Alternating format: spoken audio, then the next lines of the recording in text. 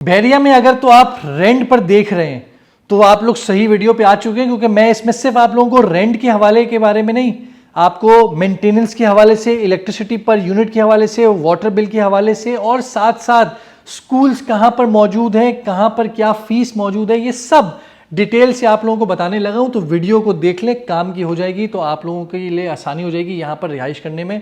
तो सबसे पहले मैं आप लोगों को बता देता हूँ बैरिया में कैटेगरी कौन कौन सी मौजूद है जहां पर आप रिहाइश कर सकते हैं विलाज में। तो जहां पर आप लोगों को 125 गज, 150 गज, 200 गज, 272 गज, 350 गज और 500 गज, ये वो कैटेगरी है जहां पर आप लोगों को विलास मिल जाते हैं। तो इन कैटेगरीज के जो रेंट है वो सब के सब अब आप अपनी स्क्रीन पे देख सकते हैं। यहां पर मैंने सारे रेंट जो है वो मेंशन कर दिए हैं। ये तो आ गए इसके रेंट। तो सबसे पहले मैं उन लोगों को बता देता हूं कि जिन लोगों ने रेंट को कम किया था वो देख लें। अगर तो आपका रेंट आपके जो टेनेंट है उसने कम करवाया था तो आप बढ़ा भी सकते हैं। अभी इस टाइम लोग बढ़ा रहे हैं। और आप अगर सोलर लगाकर भी अपना रेंट बढ़ाना चाहते हैं तो वो भी आपके सामने मौजूद है। तो आप लोग अपना 15-20 हज़ार रुपए रेंट 125 गज में और इसी तरह 272 गज में आप इस तरह रेंट अपनी जो है वो बढ़ा सकते हैं हमारे से अगर आप कांटेक्ट करेंगे। अब आप अपनी स्क्रीन पे सिर्फ देख लें कि रेंट में कितना बड़ा डिफरेंस नजर आ रहा है। 350 गज का विला लोग कहते हैं कि यार सिर्फ 25,000 में मिल रहा है। तो ये बंदे ने ऊपर 125 गज इतना महंगा क्यों लिखा हुआ है कि 35 से 40,000 रुपए? वो इसलिए क्योंकि बैरिया 65 किलोमीटर के ऊपर बना हुआ है। तो अगर आप लोग, डिस्टेंस बड़ा मैटर करता है, जिसकी वजह से पेट्रोल की प्राइसेस आप लोगों को इतनी ज्यादा पड़ जाती हैं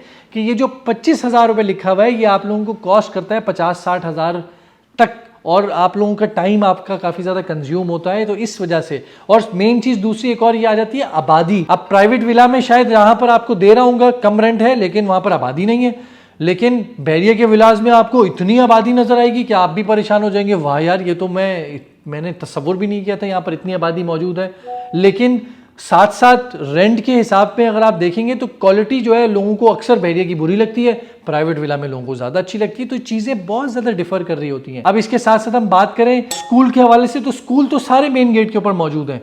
तो अब अगर आप मेन गेट के ऊपर चीज लेंगे तो आपको रेंट ज्यादा मिलेगा, स्कूल आपके करीब है तो आप लोगों की जो वैन की फीस होगी वो कम पड़ जाएगी। लेकिन यही अगर जब आप आगे चले जाएंगे तो आपको रेंट सस्ता तो पड़ेगा लेकिन स्कूल की फीस, जो वैन की फीस होगी, वो आप लोगों को डिस्टेंस वाइज मिनिमम भी लोग 7-7 हज़ार रुपए जो है वो प्रेसिडेंट 10A के एरिया से लोग चार्ज करते हैं मेन गेट तक आने के लिए। इसी के साथ साथ स्कूल के हवाले से बात करूं तो स्कूल में बैरिया में बहुत सारी वैरायटी है। बैरिया के अंदर, बैरिया के बाहर की अगर बात करें तो ऑन एवरेज 5,000 प्लस से लेकर 50,000 तक की आप लोगों को स्कूल की फीस जो है वो यहां पर मिल जाती है। लेकिन सब कुछ बैरिया के विद इन प्रेमिसेस जो प्रेसिडेंट 1 है वहां, या बिल्कुल गेट के बाहर ही वो एरियाज आप लोगों के बने हुए हैं। इसी के साथ साथ इलेक्ट्रिसिटी के बिल्स की बात करें तो बैरिया के अंदर अभी इस टाइम 74.92 इंक्लूडिंग ऑल टैक्सेस आपको बैकअप जनरेटर के साथ बैरिया ये चार्ज करता है। तो अब आपका लास्ट मंथ जो भी आप जिस एरिया में भी रह रहे हैं कराची की, आप उसकी यूनिट्स निकाल के 74.92 से कैलकुलेट कर लें, आपके सामने आ जाएगा कि बैरिया में अगर आप रिहाइश करते हैं तो आपका कितना बिल जनरेट होगा। इसी के साथ साथ वाटर बिल एक ऐसी चीज है कि अक्सर लोग क्लेम करते हैं कि भाई हमारे यहाँ तो मीठा पानी आता है और कोई हमसे चार्ज नहीं करता, कोई टैंकर डलवाता है, कोई कहता है मैंने बोरिंग की हुई है। तो उसमें हम ये चीज़ नहीं कहेंगे कि यूनिट के एतबार से, हम ऑन एवरेज बता सकते हैं कि लोगों का बिल जो है यहाँ पर 6,000 रुपये से लेकर 12,000 रुपये तक एज पर कंजप्शन आपका बिल आता है। इसमें इंक्लूडिंग जो 1,500 रुपये बैरिया के फिक्स चार्जेस हैं उसके साथ मैं आप लोगों को बता रहा हूँ। तो एज पर कंजप्शन है, ये आपका बिल आएगा ही आएगा। अब मेंटेनेंस की बात करूँ तो जितने भी मैंने आप लोगों को रेंट वाइज बताए थे, ये मेंटेनेंस का मैंने आपके सामने रख दिया है।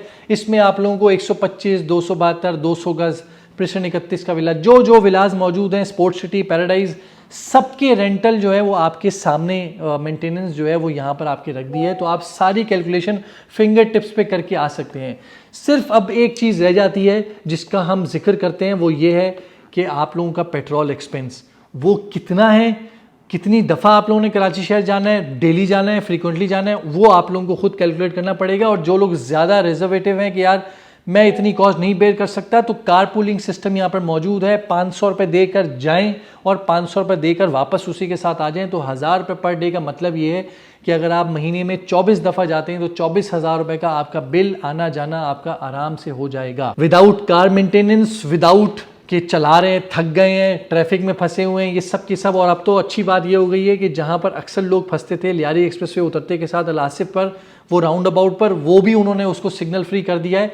तो अब आप सिग्नल फ्री होते हुए लियारी एक्सप्रेसवे पे जैसे ही चढ़ेंगे तो कहीं सिग्नल नहीं मिलेगा, आप डायरेक्टली बैरियर टाउन कराची पहुंच सकते हैं। और अगर आपको ये भी ट्रैवलिंग नहीं करनी तो मलीर एक्सप्रेसवे आपके सामने मौजूद है, बहुत जल्द इसका काम कंप्लीट हो जाएगा, तो ये भी रेडी हो जाएगा, तो आप लोग यहाँ पर भी इस तरीके से आ जाएंगे, विद इन 10 to 15 मिनट्स के अंदर बैरियर के अंदर आप मौजूद होंगे। बस फाइनल में मैं एक ही चीज़ कहूँगा, फैसला आपका है, आपको गंदगी में ज़िंदगी गुजारनी है या अच्छा लाइफस्टाइल गुजारना है।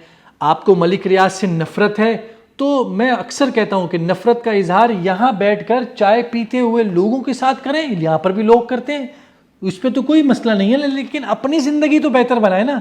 मलिक रियाज नहीं कह रहा आपको कि आप यहाँ आके ज़िंदगी गुजारें, ये मैं आपको कन्विंस कर रहा हूँ क्योंकि मैं अच्छी ज़िंदगी गुजार रहा हूँ, तो मैं चाहता हूँ कि मैं आपको भी ये कहूँ कि आप भी अच्छी ज़िंदगी गुजारें, उस कचरे से निकलें, उस जगह से निकले जहां पर सिवरेज का निज़ाम, लोग यकीन करें मतलब नाले बहे हुए हैं, और जब आप मस्जिद में नमाज के लिए जा रहे होते हैं तो अपनी चप्पल ऊपर कर करके जो है अपनी गंदगी के थ्रू आप मस्जिद में नमाज के लिए जाते हैं, तो इस तरह जिंदगी नहीं गुजरती। अभी रिसेंटली छोटी सी बात है, अली ब्लॉक की मस्जिद बैरियर टाउन कराची ने ओपन की है। आप लिटरली जब मैं जाता हूं एक नई चीज देखता हूं और देख के खुशी होती है कि यार पार्किंग बेहतरीन बनाई हुई है, प्लांटेशन बेहतरीन की हुई है, खजूर के दरख्त, अभी मैं बाहर हूं, ठीक है, लाइट्स, ऐसी लाइट्स मारी हुई है कि वो जगह ग्लो करती है। मस्जिद के अंदर जाओ तो इतनी साफ सुथरी मस्जिद कि आपका जो वजू खाना है वो इतना नीट एंड क्लीन है, वॉशरूम की स्पेसेस इतना नीट एंड क्लीन है कि आपको लगेगा ही नहीं कि आप मस्जिद में, जैसे कराची शहर की मस्जिदों का हाल है, वॉशरूम में जाते नहीं है कोई, वहाँ इतनी बदबू होती है, लेकिन यहाँ आपको हर जगह सफाई। फिर जैसे ही आप, इतनी गर्मी से आजकल जो हो रही है, आप जैसे अंदर एंटर होते हैं तो इतना चिल्ड इन्वायरमेंट है कि आपको सर्दी लगना शुरू हो जाती है। और फिर लाइट से, उस फानूस से, उस मस्जिद के अंदर अल्लाह के नाम से, मतलब मैं सिर्फ बताता जाऊं, ये वो नहीं है कि मैं मलिक रियाज की तारीफ कर रहा हूं, मैं उस जगह की तारीफ कर रहा हूं जहां मैं रहता हूं। अगर आप अच्छी जगह पे रहते हैं तो आए ना, आप भी वीडियो बनाएं, आप भी बताएं कि देखो मैं ऐसी जगह पे रहता हूं, उसकी तारीफ करता हूं।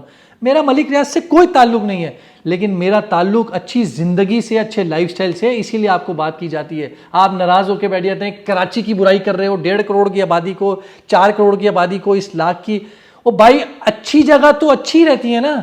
आप 1.5 करोड़ 4 करोड़ क्या, वहां पर अच्छी मस्जिद भी बन जाए ना, 6 महीने के अंदर उस मस्जिद का हाल नॉर्मल मस्जिद जैसा ना हो जाए ना, तो मेरा नाम चेंज कर देना, वहां कोई हाल ही नहीं है। लेकिन खैर क्या कह सकते हैं, किसी को हम बुराई नहीं करेंगे भाई, आपको वहाँ पसंद है आप रहें, हमें यहाँ पसंद है हम यहाँ रहेंगे, रेंट आपके सामने मौजूद है। इतना बताने का मकसद ये है कि अपनी ज़िंदगी बेहतर करें। खुदा हाफिज़।